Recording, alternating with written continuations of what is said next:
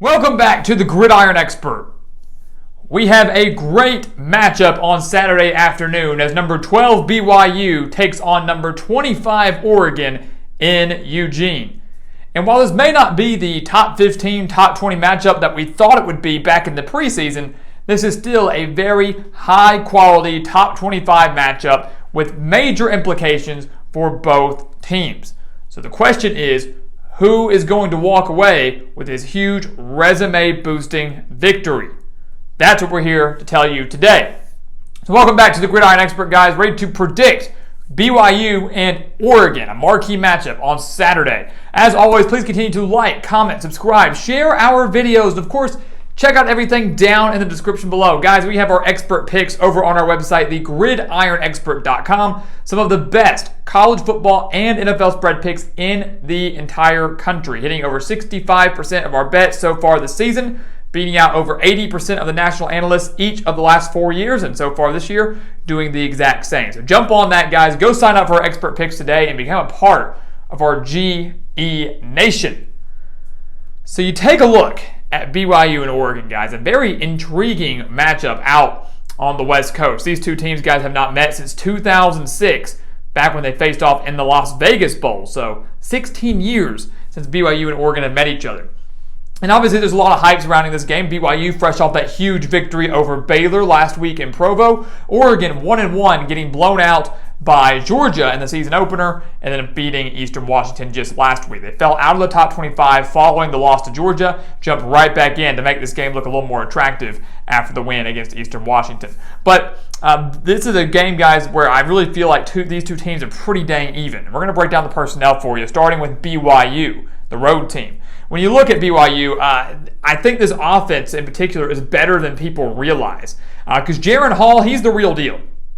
Jaren Hall is the real deal. 522 yards, 3 touchdowns so far this season. Though if you watch him back in that Baylor game, he was the reason BYU won that game. He kept putting his team in a position to win, making plays through the air. Has a bit of a dual threat capability as well. So Hall, I think one of the more underrated quarterbacks in the entire country. He also has a great supporting cast. Christopher Brooks, transferring in from California at running back, has 166 yards and a touchdown on the year. Chase Roberts has stepped up big time in replacement of Gunnar Romney and a couple other wide receivers that have not been able to play for BYU. Their top 2 receivers have not played last couple of weeks. Chase Roberts last week against Baylor, 8 receptions for 122 yards and a touchdown. Lit up that Bears defense. So again, this is a BYU team, guys, that's still averaging nearly 470 yards per game through their first 2 games, averaging nearly 200 rushing yards per game in their first 2 games. They're balanced, they're electric, they're fast, and they can beat you in all aspects. And I don't think a lot of people realize that. When you take a look at Oregon, up and down, guys, we expected this offense to be a little bit different so far this year. They added Bo Nix, transfer quarterback in from Auburn. Kenny Dillingham came in as the offensive coordinator under Dan Lanning. Dillingham was the offensive coordinator for Bo Nix at Auburn back in 2019 when he won SEC Freshman of the Year. So we expected Oregon to be much faster, more explosive, taking more shots downfield, just across the board significantly better than the offense that we saw the Ducks have last season. But then, they struggled against Georgia, only mustered 3 points in that game in Atlanta. Yes, last week against Eastern Washington, they won 70-14 and lit up the Eagles, as to be expected. But the million-dollar question coming into this game is which Bo Nix is going to show up?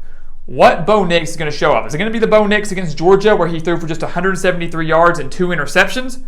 Or is it going to be the one we saw last week where he threw for 277 yards and 5 touchdowns?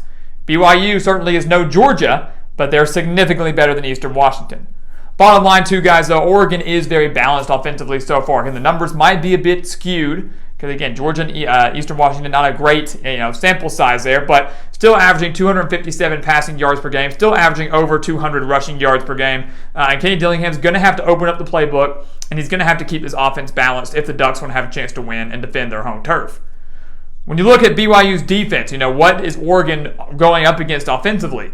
They're going up against a physical defense, especially up front on that defensive line. BYU perennially typically has a very solid offensive line. They do again this year, and defensive line, just like they do again this year. They're very stingy, very tough, very aggressive. They have only allowed 284 yards per game so far this year. Again, 2 games against South Florida and Baylor. They're allowing just 154.5 passing yards per game. So very stingy secondary. And again, say, the numbers are skewed because they beat South Florida. South Florida still had Gary Bohannon, the transfer quarterback from Baylor, so that counts for something. Then they beat Baylor and Blake Shapen last week, holding the Bears to just 137 passing yards and just 152 on the ground. So did a pretty good job of stifling that Bears offense that we knew might struggle a little bit because of the skill positions, the loss of so many skill players from last year, but didn't think they would only muster 137 through the air. This BYU guys, again, they're fast, they're aggressive. 4 sacks last week against the Bears. That defensive line that we talked about, they can get after you. And the key in this game for the Cougars is to get after Bo Nix. We know how inconsistent he can be. We know that it's one game he's hot, one day he's cold, but if he's under pressure, he's going to make bad choices. If BYU can force 1 or 2 turnovers off of Bo Nix or continue to force Oregon into second and third and long situations, the Ducks aren't going to be able to pick that up. BYU can pressure the quarterback. I don't have much faith in the Oregon run game to have much success, so if they can stop Bo Nix, pressure him, force him to struggle like he did against Georgia, it's in the bag for the Cougars, no doubt about it. When you look at Oregon, their defense, the front 7, extremely solid. And we knew that coming into the year. We said if there was one weakness in Oregon's defense, it was going to be in the secondary. And that certainly was exploited in week 1 when they lost to Georgia, which again, it is Georgia. Still is the top number 1 team in the country now. So cut them a little slack here. Not many teams could, hang with Georgia, score against Georgia, put up yards. I mean, it's a very tough matchup. But that front 7 that we're looking at with the Ducks here, guys, we knew was solid, especially that linebacking core with Noah Sewell and Justin Flo. We knew that was going to be one of the best linebacking duos in the country. So far, they have proven that, and they're going to need a big game coming in to Saturday. Because the ultimate goal for Oregon is for me, is to force BYU to run. We talked about that secondary. They're giving up 263 passing yards per game so far this year. Again, a lot of those coming against Georgia in week 1 to Stetson Bennett. Jaron Hall, though, while he's no Stetson Bennett, while BYU is no Georgia, Jaron Hall has the ability and the talent to put up big-time passing numbers on this secondary. So Oregon and Dan Lanning, they have to come up with a solid defensive game plan to shut down the pass, slow down Jaron Hall, who was just delivering throw after throw after throw, big play after big play against Baylor, slow him down and force BYU to run the ball. If they can contain Jaron Hall in the pocket, similar situation to what we were saying BYU needs to do to Bo Nix. If they can do that to Jaron Hall, Oregon has a very good chance to win. So again, it's going to be a matter of which team can force the other to run. Which team can force the other to run the ball? Something that we don't think either is going to do extremely effectively. I think both will probably eclipse over 100, 125 rushing yards, but which defense can get after the quarterback the most? When you look at this game, guys, again, our final analysis here, this is, again, such a tough call. I really, really think this is a very, very evenly matched game. And I think, the rankings don't necessarily show that. Let's keep in mind that 2 weeks ago, Oregon was the 11th ranked team in the country, right? They were ranked that high for a reason. Should they have lost by 46 to Georgia? Probably not. But not many teams could hang with the Bulldogs. First game under a new head coach, new quarterback in Atlanta, right in their backyard, they got blown out by 46. They fell all the way out of the rankings. We felt like that was pretty harsh. I think Oregon is still around a 20-21 spot in the rankings based on our own rankings. BYU, though, obviously not a huge sample size. They beat Baylor in double overtime in Provo.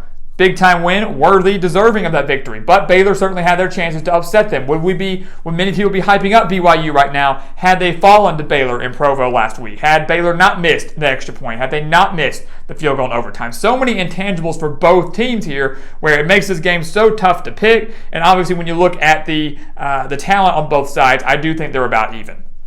Ultimately, guys, again, I'm very, very torn, but I think I'm going to go with Oregon.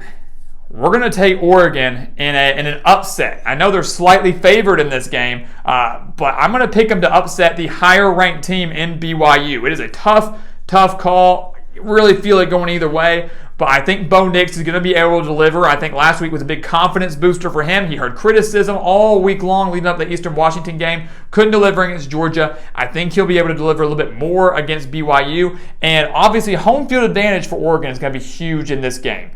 Very hostile environment for the Cougars to go up against. The toughest environment they faced so far this year. If their wide receiver core is not fully healthy, this Oregon secondary should be able to do just enough against the pass to force BYU to run. And I think they're going to come away with a very narrow victory at home. This is going to be a defining moment for both teams, guys. If BYU pulls off this win, people are going to be talking about New Year's Six Bowls, maybe the playoff for the Cougars. If Oregon can win this, it's the first big statement signature victory of the Dan Lanning era, taking down a top 12 team, and it could right the ship for the rest of Oregon's season. Because if they drop this, they're 1-2, and they can start to spiral out of control with a tough Pac-12 slate ahead of them. Oregon delivers at home, crushes all the doubters, and they're 2-1. Heading into week 4. Going to be a great game, though, on Saturday afternoon. So, guys, as always, thank you so much for watching us here at the Gridiron Expert on YouTube. Make sure to continue to like, comment, subscribe, share our videos, and, of course, check out everything down in the description below. Check it out. Our expert picks over on our website, thegridironexpert.com. Do not miss out on that, guys. Some of the best college football and NFL spread picks in the entire country, hitting over 80% of our money line bets, hitting over 65%, of our spread picks. You do not want to miss out on that, guys. Better than over 80% of the national analysts every single year. We want you to become a part of that nation, become a part of that team. So check it out down in the description below. And once again, guys, as always, thank you so much for watching, and we'll see you next time right here on the Gridiron Expert.